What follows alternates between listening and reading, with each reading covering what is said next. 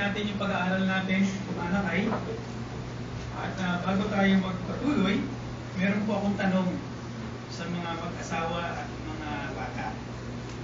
Sa mga mag-asawa.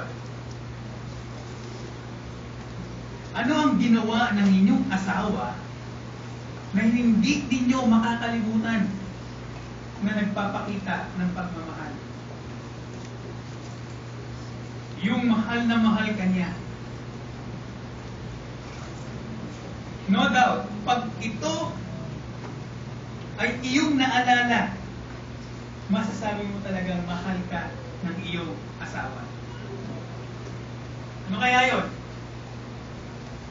Mahirap ba? Mahirap may exam? Yung ginawa ng iyong asawa, masasabi mo talagang seryoso siya. Mahal na mahal talaga ako ng asawa ko. Siguro ang sagot ng mga ilan sa atin, pastor, no doubt, nung nilapit niya ako sa Panginoon, nung ginamit siya ng Panginoon para lalo maging matibay na isang mananampalataya. Yun, hindi ko makakalimutan. Yun, maalala ko na mahal ako ng asawa ko. Kasi hindi niya pinapabayaan yung kaluluwa ko. O kaya, pastor, hindi ko makakalimutan na talagang mahal na mahal niya ako nung nag-propose siya. Yung nagbigay siya ng singsing at nang sabi, mahal kita. Gusto kitang pakasalan. Kasi alam niyo, pastor, ayaw na ayaw sa kanya ng pamilya ko. Pero nanindigan siya. Tumayo siya. At kahit anong mangyari, kaming dalawa ang magsasama. Yun, makikita ko, pastor, mahal na mahal niya ako. At sa hirap at ginawa, hanggang ngayon, magkasama kami. Hindi kami naghihiwalay. Baka yun ang ilan sa atin. Ano? Pag naaalala yun, talagang nasa cloud nine ka. Ano? Kahit na 20 years na kayo o 30 years na kayo mag-asawa, pag naaalala mo yung mga senaryong gano'n, ay nakakalimutan mo yung ingay sa paligid mo. O sa mga bata naman, paano niyo masasabi na mahal kayo ng mga magulang ninyo? Ano yung instance na kung saan naging talagang masasabi mo na ako ang mahal ng aking ina o ng aking ama? Siguro, pastor, yung nanay ko talagang mahal na mahal ako niya kasi parati siyang naghahanda ng pagkain pag birthday ko. Naaalala niya. O kaya siya naglalaba para sa akin. Nagpa-plancha. Kahit na hindi pa naliligo at hindi pa nakaayos, pero iniistima ako araw-araw. Mahal talaga ako ng nanay ko. Mahal talaga ako ng tatay ko kasi siya nagpo-provide ng pamasahe ko, ng baong ko. Minsan sobra pa. Talagang mahal ako ng mga magulang ko. May mga kwento tayo para sabihin natin na mahal tayo ng ating pamilya. Pero alam niyo yung iba, ang sagot, may mga sagot na ganito. Hindi ko nga alam, pastor, kung mahal ako talaga ng asawa ko eh. Kasi parang dead man lang eh. Pag alis, wala man lang bye-bye, o wala man lang kiss. Pagdating, diretso ka agad sa kitchen. Kasi gutom na gutom, kakain na agad. Hindi man lang ako napapansin. Hindi ko alam, pastor, kung mahal talaga ako. Kaya yung mga bata, pastor, yung tatay ko at yung nanay ko, walang oras sa akin eh. Basta para sa kanila, magbigay lang ng baon, ayos na. So may mga ganito eh, no? May mga ganitong mga conception tayo na hindi natin makita yung pag-ibig. Pero alam niyo, hindi nagkakahiwalay yung panahon ng Israel sa negative answer na nabanggit ko kanina. Na mahal ng Diyos ang Israel. Nakita natin, may tatlo tayong nakita. Hindi nagbabagong pag-ibig, walang kondisyon, soberanong pag-ibig ng Diyos sa Israel. Pero ang sagot ng Israel, ano? Ano ang sagot ng Israel sa pag-ibig ng Diyos na ibinigay sa kanila? Ayan ang tanong natin, masasagutin dito sa talata, sa chapter 1 ng Malakay 1-5. So, pagpatuloy natin, ano? Magugulat kayo sa sagot ng Israel sa magandang pag-ibig ng Diyos sa kanila. Babasahin ko po ulit. Ang pahayag ng salita ng Panginoon sa Israel sa pamamagitan ni Malakias. Inibig ko kayo, sabi ng Panginoon. Gayon may inyong sinabi, paano mo kami inibig? Ay, nasagot ng Israel sa pag-ibig ng Diyos. Paano mo kami inibig? Ano sagot ng Diyos? Hindi ba si Iso na kapatid ni Jacob? Sabi ng Panginoon, gayon may inibig ko si Jacob. Ngunit si Iso ang aking kinamuhian at ginawa ko ang kanyang mga bundok ng isang kasiraan at ibinigay ko ang kanyang mana sa mga asong palaboy sa ilang. Kung sinasabi ng Idong, kami nawasak, ngunit muli naming itatayo ang mga buho. Ngunit ang sabi ng Panginoon sa mga nangukbo, maaari silang magtayo, ngunit aking ibabagsak hanggang sila'y tawaging masamang lupain. Galit ang Panginoon sa bayang ito magpakailanman. Makikita ng sarili ninyong mga mata at inyong sasabihin, dakila ang Panginoon hanggang sa kabilang hanggan ng Israel. So ito yung pagbubulayan natin. Makikita natin dito sa dalawang bahagi. Number 1, love denied. Yan yung verse 2b. Love denied. Dininay ng Israel ang pag-ibig ng Diyos. Sa gitna ng napakalalim na pag-ibig na yan, dininay nila. Ikalawa, from verse 2b hanggang 5, makikita natin yung pag-ibig ng Diyos lalo pang ipinaliwanag. Sa unang salita na mahal ko kayo, hindi sila naniwala. Ngayon, mas lalo pa pinaliwanag ng Panginoon kung ano ang ibig niyang sabihin ng pag-ibig na ito. So, ayun yung makikita natin sa 2b hanggang 5. So, nakuha niyo yung outline ko. Dalawa lang, ano? Love denied, love demonstrated. So, mag-pray muna tayo bago tayo lumapit sa Panginoon. Lord, salamat po at binuksan mo muli ang inyong salita para sa bawat isa sa amin. Dalangin namin, Panginoon, na lalo namin makita ang pag-ibig na yan at hindi kami katulad ng Israel na kung saan idininay ang pag-ibig na yan na ipinagkaloob mo sa amin. Sana nga po magkaroon ito ng malaking impact sa aming mga puso at kaluluwa sa paglakad namin dito sa mundong ito. In Jesus' name we pray. Amen. So, unang-una, love denied. Nakalagay dyan, sabi ng Panginoon, I have loved you, says the Lord, but you say, how have you loved us? How have you loved us? Di ba kinasya?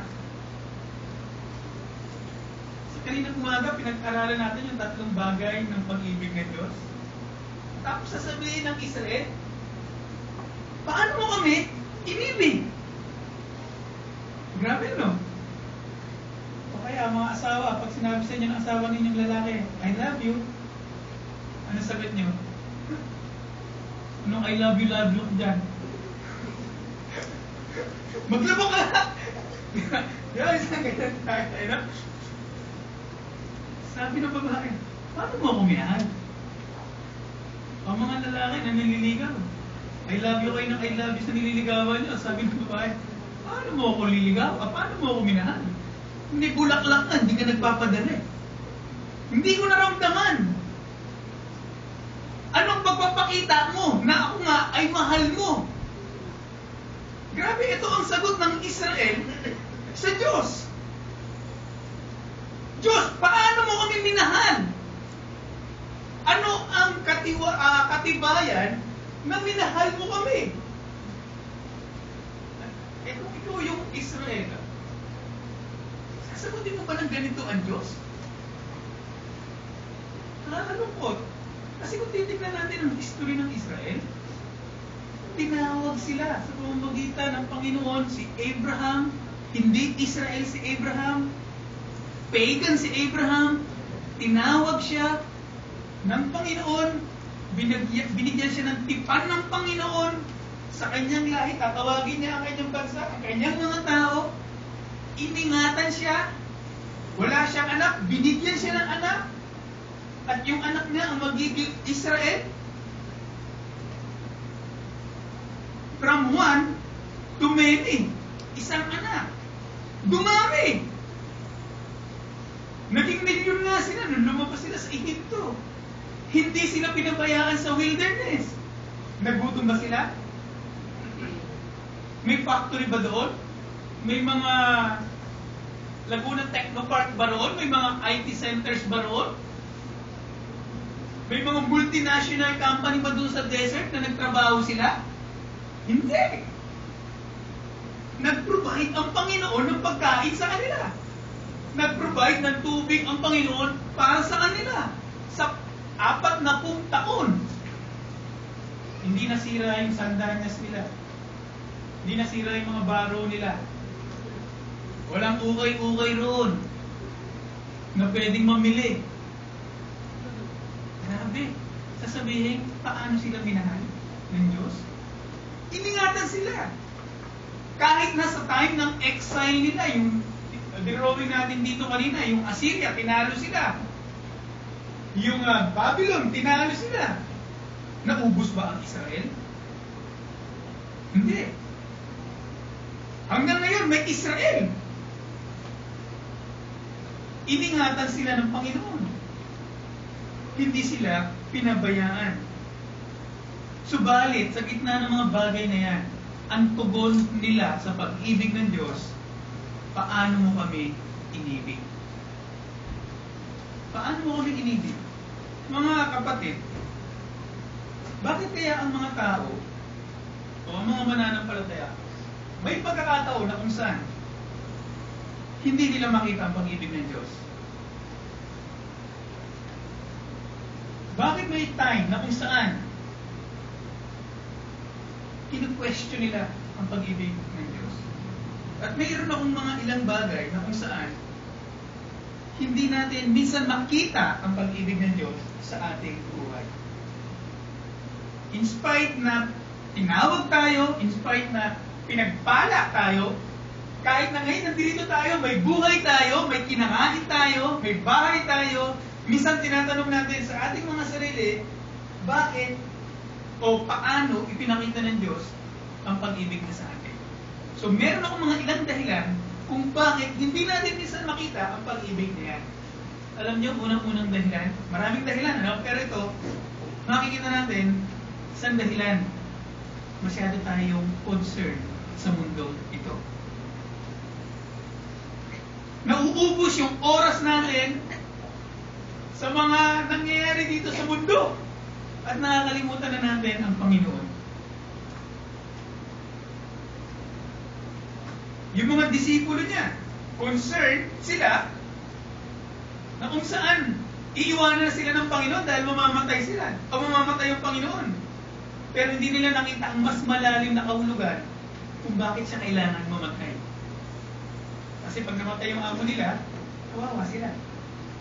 Concern sila sa bagay nito. Well, magandang concern, kaya lang nagigiit sa kamunduhan. Kasi pag wala na yung boss nila, kawawa sila. Hindi sila nakafocus sa kaharian ng Diyos. At kung minsan, ganun din tayo, hindi tayo nakafocus sa kaharian ng Diyos. Si Asa o si Asa, di ba muntik na siyang mahulog? In fact, nahulog na nga siya, nadulas na nga siya eh. Nung nakita niya yung mga tao pinagpapala ng Diyos, samantalang siya malapit sa Diyos, eh puro pagsubok ang nangyayari sa kanya. Ganun din tayo eh. Si Dimas, bakit siya tumalikod sa Diyos? Dahil mas gusto niya ang mundo. At sumunod siya sa mundo. At ganito ang kalagayan ng mga ilan sa atin. Kung minsan nakakalimutan natin ang pag-ibig sa mundo. Abala tayo sa trabaho natin na kung saan minsan, linggo na nga, para sa Diyos na nga yun. Gusto pa natin magtrabaho. Gusto pa natin ibigay yung oras natin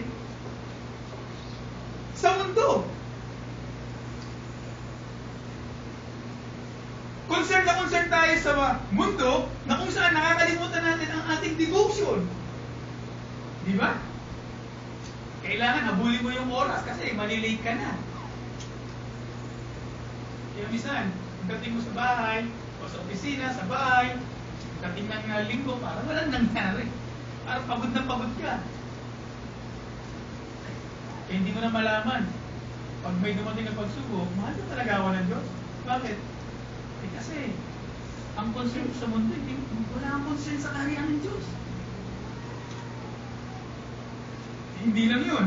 Minsan, sa dami ng mga problema, sa dami ng mga pagsubok, na dinaranas ng mga tao, kinu-question natin, o kinu-question mo, ang pag-ibig ng Diyos. Ito, marami ang nauulong dito. Alam nyo, minsan sa dami na talaga ng problema, minsan nagiging manhid ka na sa problema. Parang nga sinasabi natin, pag bumulan ng problema, parang sinalumulan. Sa dami ng problema, hindi ka na makahinga.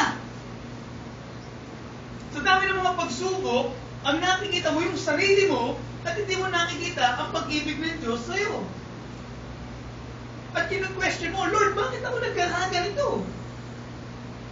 Kini-question mo yung bakit? Bakit ito bang asawa ko? Bakit ito bang anak ko? O bakit ako pa? Samantalang yung mga ibang tao, kaya araw-araw nakikita mo umiinom para walang sakit. Bakit yung ibang tao? Lalo na nasa droga. Bakit hindi pa sila mamatay? Bakit ako ba na naglilingkod sa iyo? Sa dami ng pagsubok, nakakalimutan natin ang pag-ibig ng Diyos. O kaya, busy tayo sa mga gawain sa iglesia. Alam nyo, busy tayo sa mga gawain.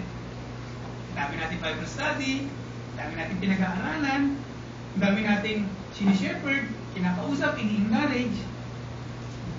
Pero yung pag-ibig ng Diyos, nakakalimutan natin. Alam nyo, busy tayo sa kaharian ng Diyos. Pero sa hari, hindi tayo busy. Dapat baguhin natin yung pananaw na yun. Maging busy muna tayo sa hari, at sa kanya, pagkatapos sa kanyang kaharian. Walang mangyayari sa atin kung busy lang tayo sa kanyang kaharian. Kailangan maging busy tayo sa hari, sa Jesus, sa Panginoon. Makita natin ang kanyang kaluwalhatian, ang kanyang kadakilaan. At yan ang isang mga struggle din ng mga nagtuturo sa ating kalagitnaan, ano? Na minsan, nagtuturo ako linggo-linggo. Nag-aaral ako linggo-linggo. Pero nakakalimutan ko yung devotion ko. Hindi rin maganda yun. Kaya kailangan pakainin ko rin yung kaluluwa ko. Hindi lang head knowledge ang ituturo ko sa inyo. Dapat may puso. Naramdaman ko yung text. Naunawaan ko yung text. May epekto yung text sa buhay ko. Dapat sariwa pa rin yung kaluluwa ko. Magmula Lunes hanggang Linggo. Hindi lang Sabado-Linggo na kung saan mag-aaral ako ng Sabado at pagdating ng Linggo, ituturo ko sa iyo. Busy ako sa kaharian ng Diyos, pero sa kaluluwa ko, yung relasyon ko sa Diyos, parang walang epekto. Pangit yun. Hindi maganda yun. Kaya yung mga nagtuturo rito, nag-aspire na magturo, ni-encourage ko kayo, maging busy kayo sa kaharian ng Diyos, pero wag na wag ninyong kakalimutan na maging busy rin kayo sa relasyon nyo sa Diyos. Huwag niyong kakalimutan ang pag-ibig ng Diyos sa inyong buhay. So, minsan gano'n no? Busy-busy, kala mo, okay ako. Kasi nagtuturo ako linggo-linggo, wala namang palya yun Kailangan ko magturo pag linggo O kaya si Pastor Boy, kailangan niya magturo. Kayo, ilan sa inyo namumuna. Pero huwag na makakalimutan.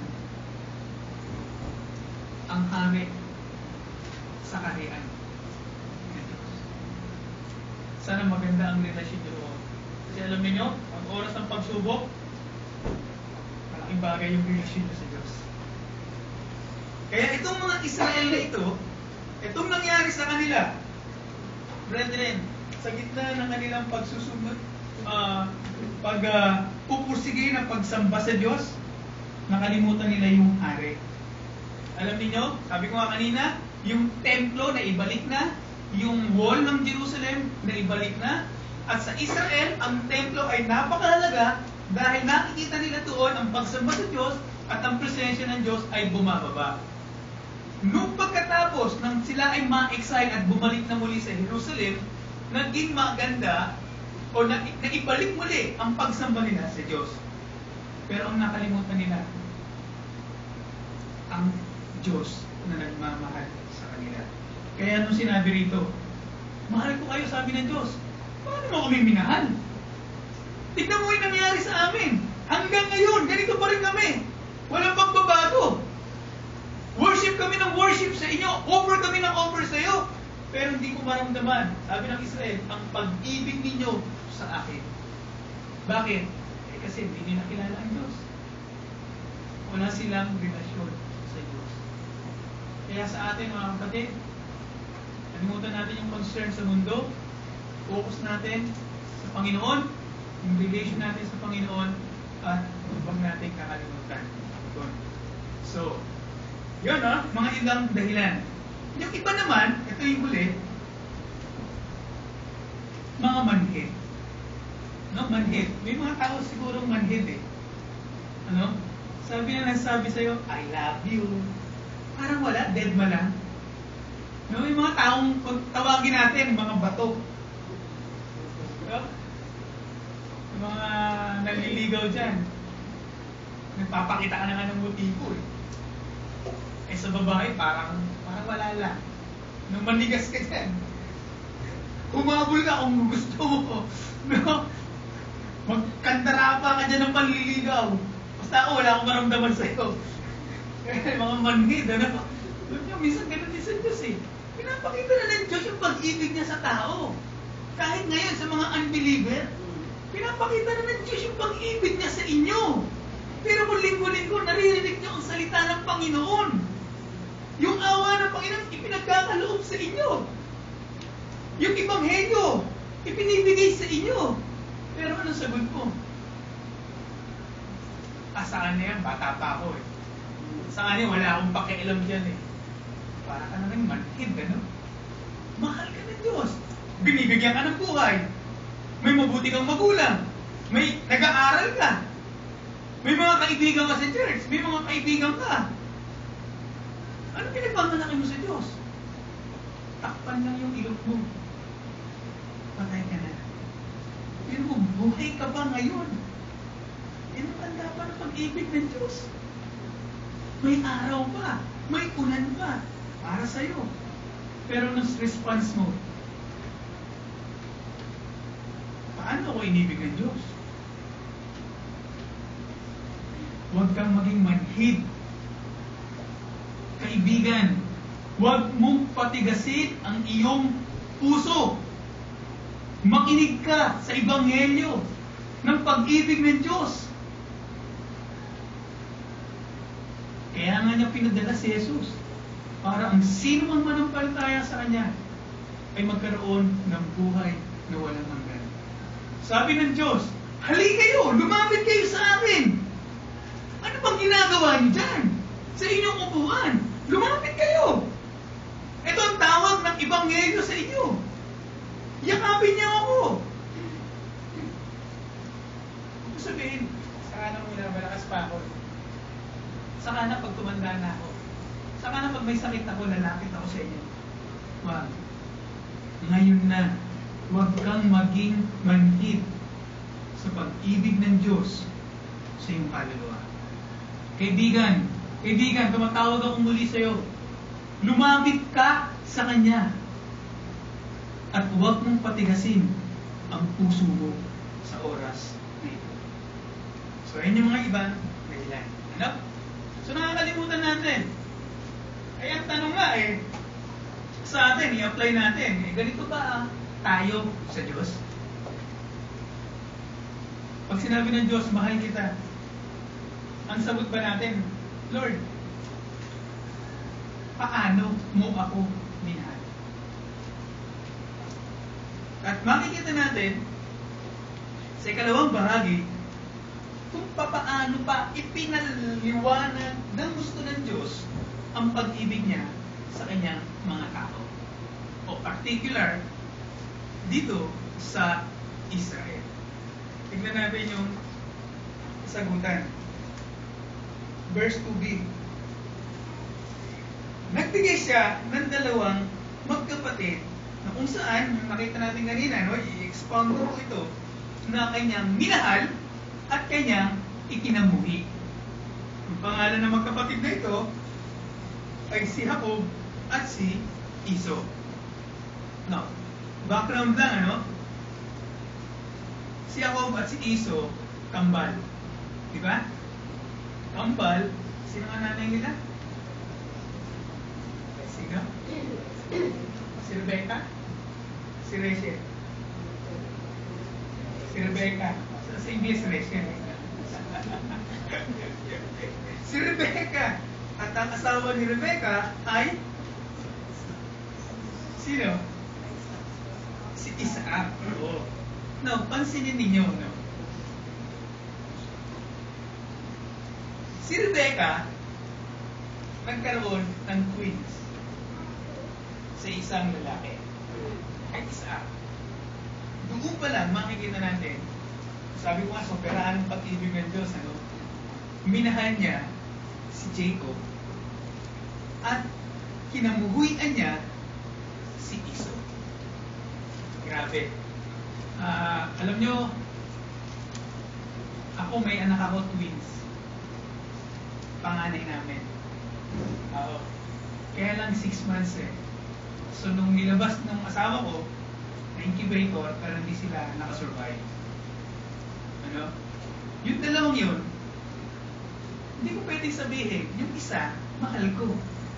Yung isa, hindi ko mahal. Hindi ko pwedeng sabihin, pwede ba itong isang ito, i-preserve na lang, palakasin, at ilahat nung kailangan na gamot, ibigay sa kanya para mabuhay. At yung isa, baliwala na yun. Kasi, mali ito, anong kailangan? Anong magagawa ng batang yun para sa buhay ko? Ang hirap gawin ganun eh. Di ba? Ang hirap isipin na yung isang dalawang bata na niluwal, sabihin, ito, mahal ko, ito, hindi. Mahirap sa magulang yun. O kaya pagpipiliin ako, sinong papatayin at sinong bubuhayin, hindi ko kaya sagutin yun. Pero ang Panginoon, sa kapangyarihan ng Panginoon, minahal niya si Jacob at kinamuhian niya si Esau.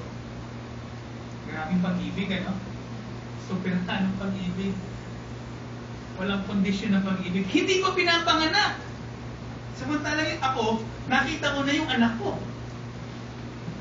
Pero ang Panginoon, hindi ko pinapanganak. Pinili niya si Jacob at si Esau. Tayo ngayon, nabasa natin ang Genesis. Nakita natin kung anong ugali meron si Jacob. Diba? Ano ba merong ugali si Jacob? Ha? Mandaraya. Madamot na kapatid. Nagugutom yung kapatid ng si Esau. Ano sabi ni Jacob? Benta mo muna yung birthright mo bago kita pakainin. Mandaraya, dinaya niya ang kanyang tatay. Nagpanggap siya na isang si Esau para yung pagpapala mapunta sa kanya. Pero sa gitna makikita natin, huwag natin tanggalin yung soberano ng Panginoon. Siya pa rin ang nagpahintulot ng mga bagay na yun. Pero madaya si Jacob. Dinaya niya pati yung magulang niya. Isang madamot, isang mandaraya, mapagsamantala. Pero mo kapatid mo, pagsasamantalahan mo, isang siguridista. Diba? Kailangan mo munang ibigay yung birthright mo bago ko ibigay sa iyo pagkain na ito. Pag hindi mo binigay, wala kang pagkain, mamatay ka dyan sa gutom. Di ba? So yan si Jacob. Mapagsamantala, madamot, walang pakialam sa kanyang kapatid. Makikita niya sa Genesis, aklat ng Genesis. Ginaya niya ang kanyang anak, kanyang ama, at maging yung covenant blessing na dapat sa panganay kay Iso, pero sa kanya ipinagkaloob. Pinahintulutan ng Panginoon. Kahit na gano'n ang ugali ni Jacob, siya ay pinili ng Diyos para mahalin at para ibigay ang mga pagpapala na dapat tanggapin ng isang panganay. Ang pagpili kay Jacob ay hindi nakabase sa kanyang gagawin sa hinaharap o sa mga mabubuti niyang gagawin. Hindi nakabase ron. Ang point ng passage na yan, na nakita natin sa Romans, nakabase yun sa pag-ibig ng Diyos. Wala pang ginagawa sa tiyan ng nanay. Wala pang ipinapakitang mabuti yung dalawa o masama yung dalawa. Subalit, siya ay inibig ng Diyos. No? Grabe, ano? Grabe yun. Wala pang ginagawang mabuti o masama. Yun ang pag-ibig ng Diyos sa Kanya. At consistent ito sa kalooban ng Diyos sa Kanyang mga tao sa bagong tipan. Consistent yun. Na pinili tayo. Hindi dahil sa mabubuti natin ginawa, katulad ng nabanggit kanina ni Pastor Boy. Kundi pinili tayo dahil pag-ibig ng Diyos. Before the foundation of the world, He chose us. Pinili tayo bago pa lang linlangin ang mundo. Bago pa magkaroon ng Genesis. Chapter 1, verse 1. Pinili na tayo ng Panginoon. Tinawag na tayo ng Panginoon. Minahal na tayo ng Panginoon. At napakabuti niya, mga kapatid. Kaya kung mag-doubt tayo sa pag-ibig ng Diyos, ay mag-doubt. Huwag tayo mag-alinlangan. Pinili tayo sa base sa Kanyang pag-ibig. Tayo ngayon, mga bagong Israel, mga spiritual Israel sa ating kalagitnaan. Itong New Testament Church, mga believers, kung ano yung pagpapala na pinagkaloob sa lumang tipan, ayan din ang mga pagpapala na pinagkaloob sa bagong tipan. Galatians 3:7, therefore be sure that it is those who are faith who are the sons of Abraham. Tayo ang mga bagong Israel, spiritual Israel sa mata ng Diyos. Sila, tayo, ay iningatan, minahal sa pamamagitan ni Kristo at lahat ng mga mananampalataya sa Kanya ay ibinilang na anak ni Abraham. At kung ikaw ay anak ni Abraham, ang pagpapalang yan ay nasa iyo. So, ayan si Jacob. At ang Israel. Alam niyo ba? Jacob, Israel, ginagawang pangalan at minahal ng Panginoon. O, ngayon, si Iso, anong nangyari kay Iso? Si Iso na panganay, dapat siyang maging pagpapala. Ano ang nangyari sa kanya? Ano bang nakalagay dyan? Verse 3, ngunit si Iso ay aking kinamuhian at ginawa ko sa kanya ang mga pundok na isang kasiraan at ibinigay ko sa kanya. Oo, binigay ko ang kanyang mana sa mga asong palaboy sa ilang. At makikita pa natin yan sa mga susunod na mga verses na yung mga mangyayari kay Iso. Iso ay hated. Ano ba yung salitang hate? Ayoko sa'yo? O less love? Kasi Jacob ay love, so therefore, Iso, less love. Ganun ba yun? Pwede, no? Pwede pakinggan, pero hindi eh. Jacob I love, Esau I hated. Ang ibig sabihin po ng hated na yan ay pagkamuhi ng Diyos kay Esau. Hindi lang less love. Kasi pag sinabi mong less love, may love pa rin eh. Di ba? Parang till good, medium good, good lang, hindi good, better, best. Less love, hindi magandang pakinggan. Talagang hate ng Diyos si Esau. Yun lang yun. Ayaw ng Diyos kay Esau. Ayaw niya. Parang sa pagkabasa mo ng mga talatang ito, kinamumuhian na talaga si Esau. Ano ba ang tanda ng pagkakamuhi na yan? O verse 3, nakita natin kanina, desolation. Yung bundok ni Esau, yung kanyang kaharian, wawasakin ng Panginoon. Magiging waste. Hindi na ito magiging sagana. Si Jacob, mahal ng Diyos, pagpapala. Si Esau, yung lugar niya, waste. Wala nang pagpapala roon. Kumbaga, curse. Isinumpa. Yung kanilang ikabubuhay, wala yun. Yung mga pananim nila, wala. Kasi waste na eh. Curse na eh. Desolation. Wala nang bubunga roon. Wala nang tutubo roon. Pero kay Jacob, grabe, pagpapala. Sa mga tao ng Diyos, pagpapala. Mga mana, mga blessing. Dito, wala. At ano pang makikita mo dyan? Verse 4. Sinasabi ni Edom, mayabang si Edom eh. Kami nawasak, ngunit muli naming itatayo ang mga guho.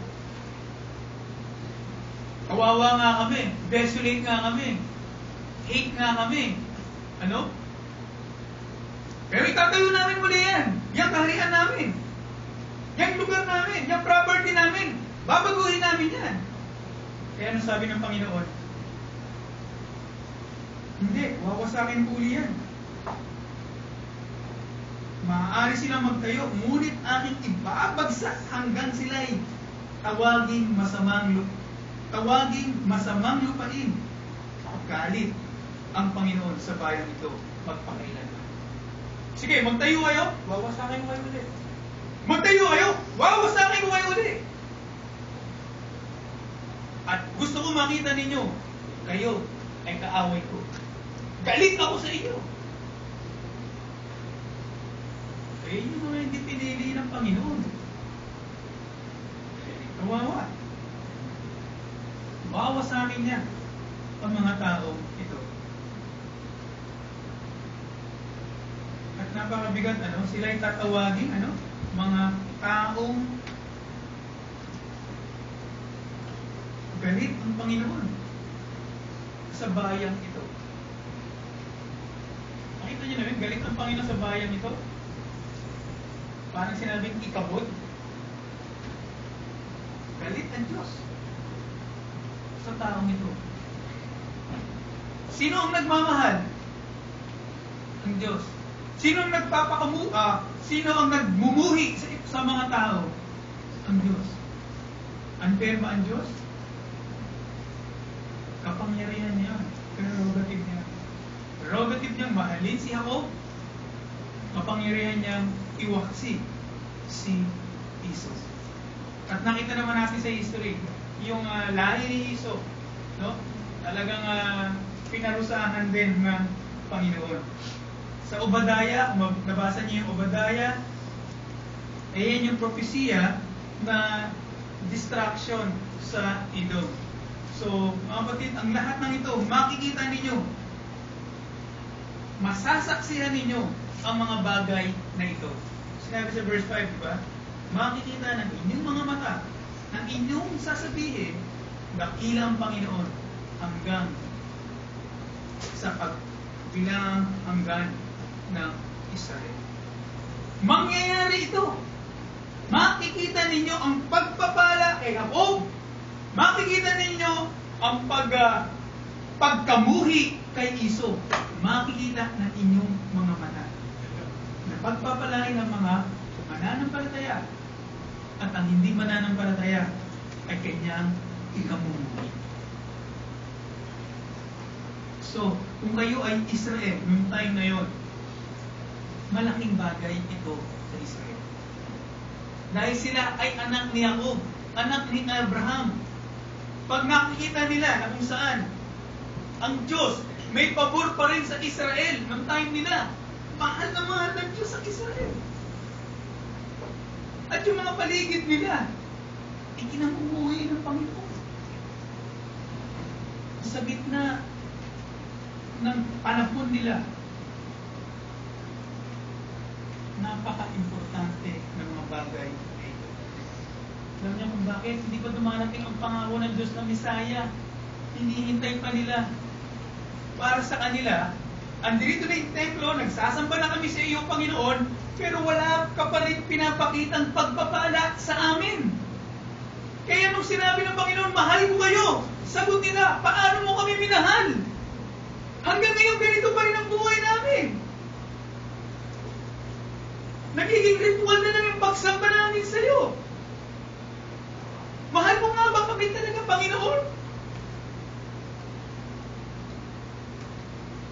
Sabi ng Panginoon, tignan mo si Jacob at si Esau.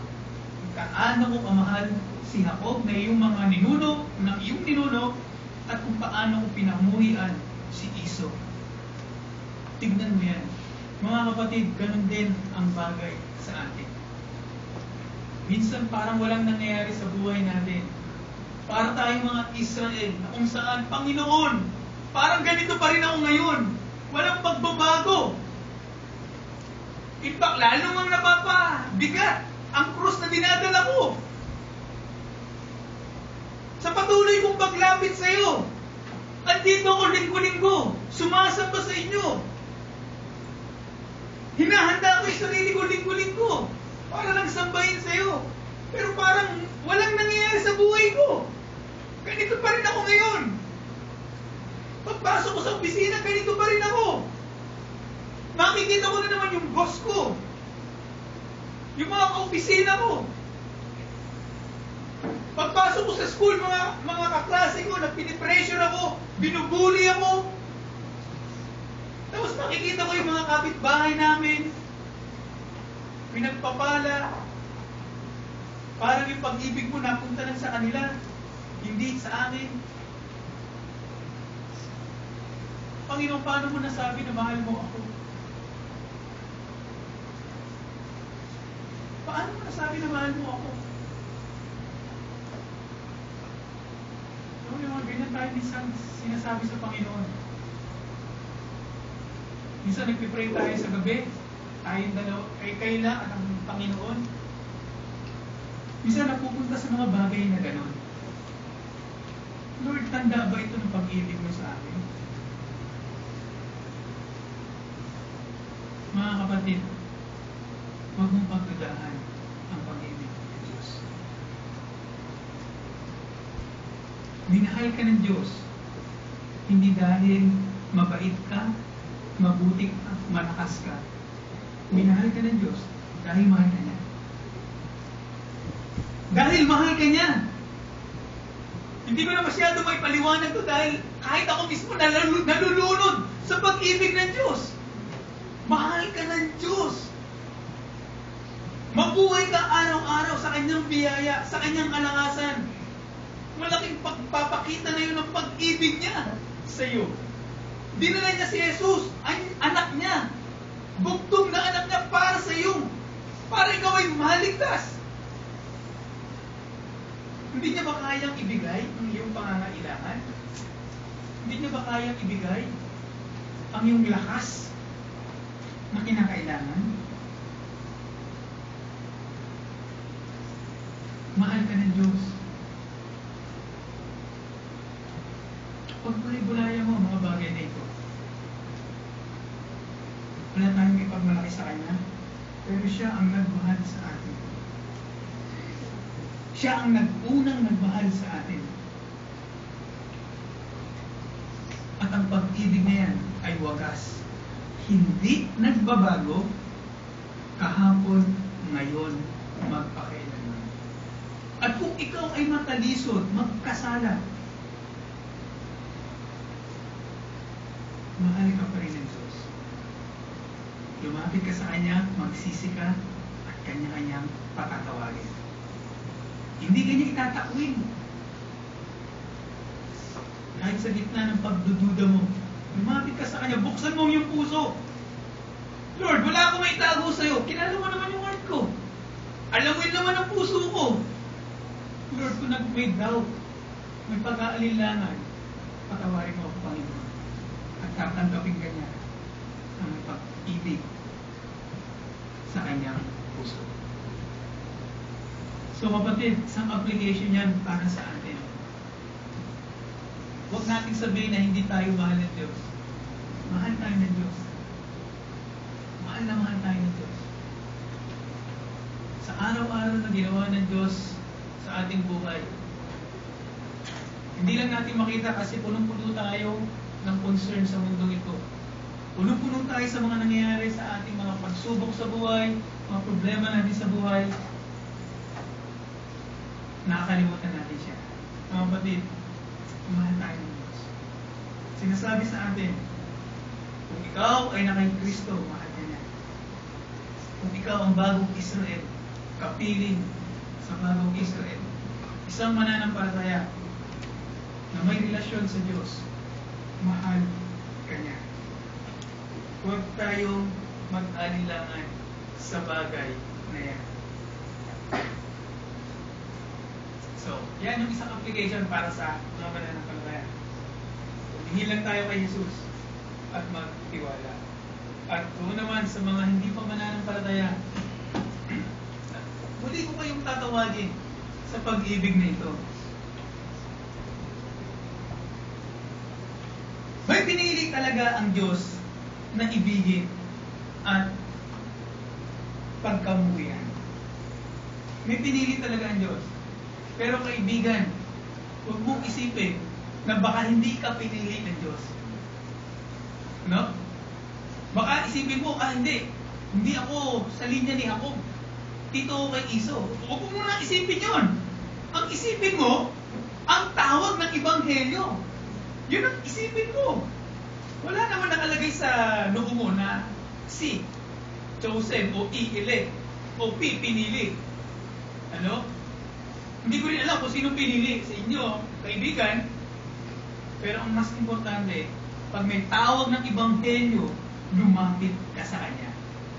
Lumapit ka, magsisi ka, at makita mo ang pag-ibig ng Diyos, mamamagitan ni Kristo na nagbigay ng buhay para ikaw ay mapawalang sala. Lumapit ka sa Kanya. Dahil kung hindi ka lalapit, yung nangyari kay Iso, mangyayari sa'yo. Ikamumuhi ka ng Panginoon. Isusumpa ka ng Panginoon. Iiwanan ka ng Panginoon. Ikakahiya ka ng Panginoon. Kaya saan ka pa? Lumapit ka na kay Jesus. Para sa ganun, magkaroon ka ng pagpapala, ng pag-ibig na walang hanggan. Malagamit tayo.